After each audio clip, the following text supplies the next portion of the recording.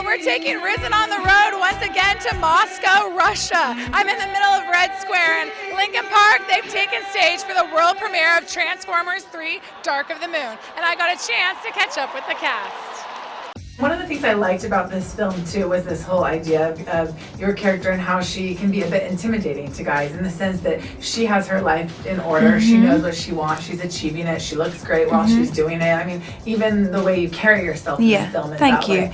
Do you? And I think that a lot of times that's how a lot of women can be. You know? Did you kind of feel that you're I representing really that? wanted to represent, you know, like independent women, and I'm so like, thank you. That means a lot to me that you said that.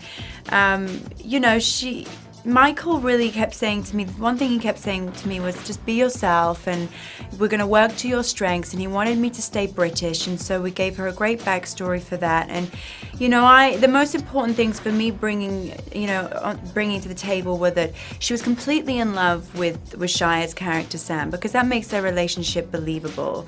You know, and he's such a funny guy in this movie, and you know, for it to be believable they were together, she had to have a great sense of humor. And then I love the fact that she's got this great job and she's pushing him to do better in his life, and you know, that made a lot of sense and was relatable to me also. So I was able to really throw a lot of my own experiences and emotions into her.